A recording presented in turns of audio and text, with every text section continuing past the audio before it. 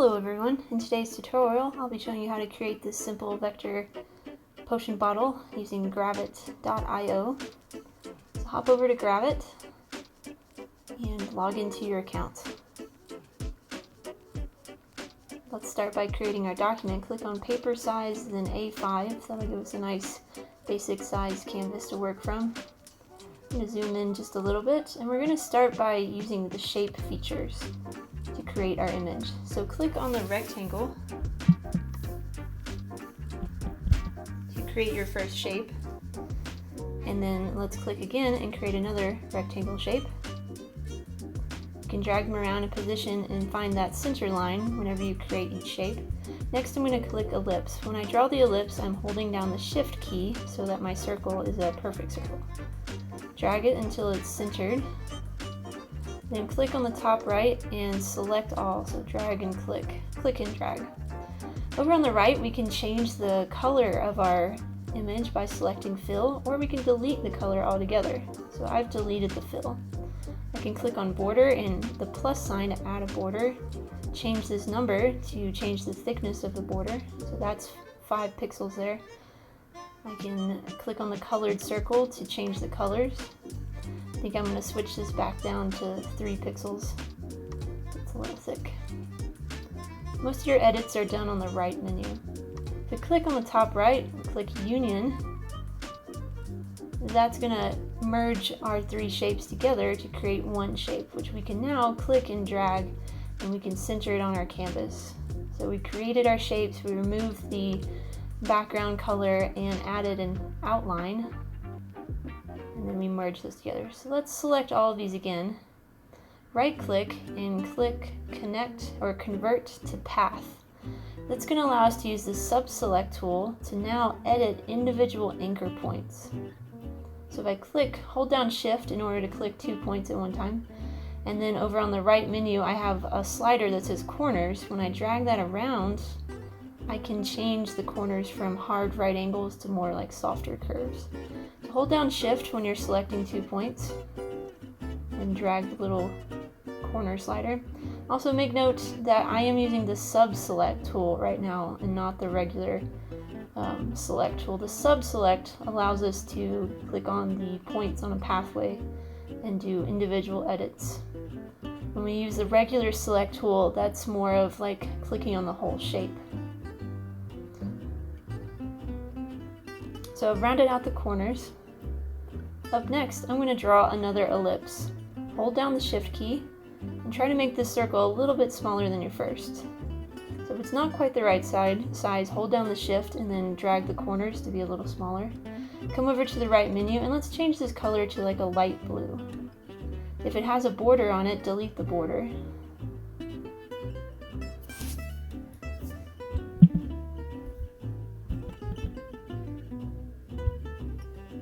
Now I'm going to slow down the menu here. We're going to use the pen tool at the top of your screen. This can be a tricky little tool to use when you're first beginning, so we'll take this slow. Start by clicking on the outside of your potion bottle. Click one time and release. That will put down a point. Now drag your mouse to the middle, and this time I want you to click and hold down the mouse button. So click and hold in the middle. And while you're holding down the right mouse button, drag your mouse to the side and you'll see a curve that's created. As you move your mouse around, that's going to change the shape of the curve.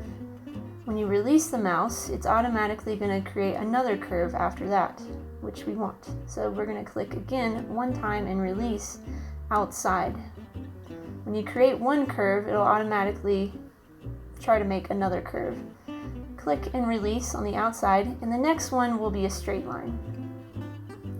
It doesn't matter what the top of the shape looks like, so you can just click until you get back to where you started. Click at that first point. That will complete the shape. If later on you're trying to use the pen tool to just draw a line instead of a shape, you can click and then enter.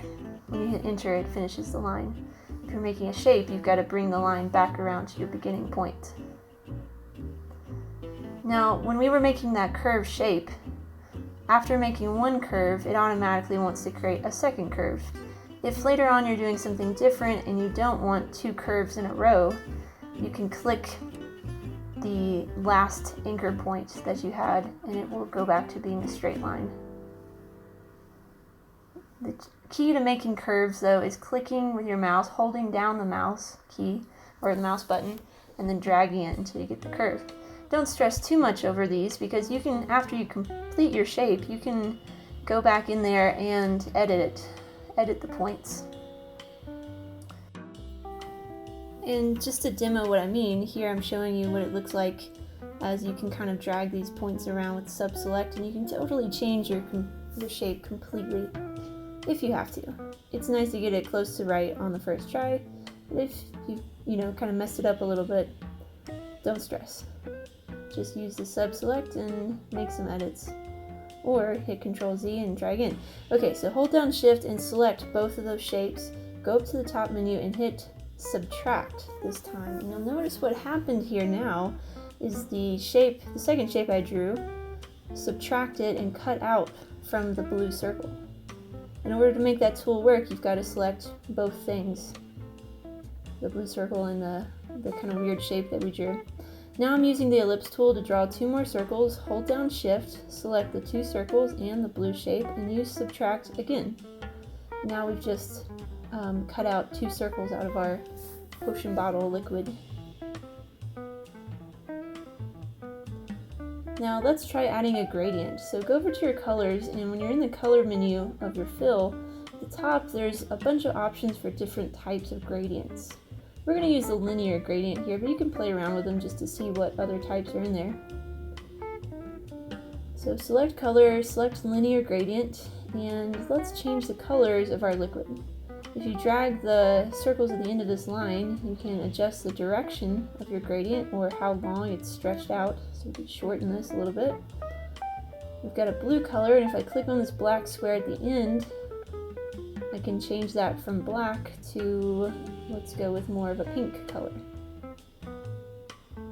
Make this line a little shorter so we can see more of the blue. And there you go, we have a gradient. Alright, for our last part we're going to draw the little stopper in the top of the bottle. So let's use the square shape tool function. Draw yourself a square. Hit convert to path, right click and convert to path. Use the sub select tool and drag the corner of that shape inward. Hit Ctrl C and then Ctrl V to copy and paste that shape that we drew. Another option is to click on the object, go to edit, and then hit duplicate, and you can make a copy that way. When you do it, it might not look like there's a duplicate because it's going to stack them on top of each other. So just click and drag them around and you'll find that you have two copies. So let's mirror image and flip one of these over with the tool at the top for flipping. And let's push these two shapes close together and click union. So we're merging those together. So now we have one shape. Next we're going to change the color. So go to fill and change that to like a gray, and let's hit the plus button to add a border. I'm going to add a black border with 3 pixels in size.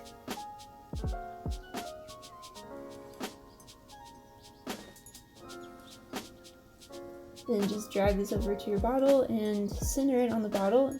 If it's a little too big or too small, too wide or too short, remember you can grab those little corners, the blue corners there, and you can adjust the size if you need to. I'm going to convert this to path so that I can use the sub select, hold down Shift, click on both corners, use the corner slider to round them out a little bit.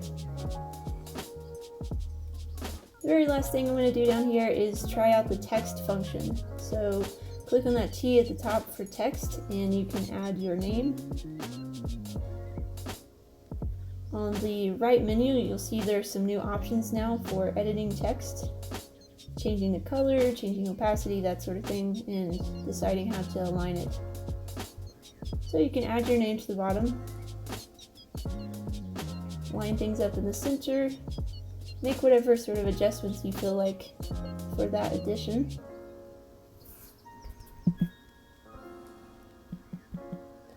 And then we're pretty much done. Just make sure to save your file to the cloud before you wrap it up.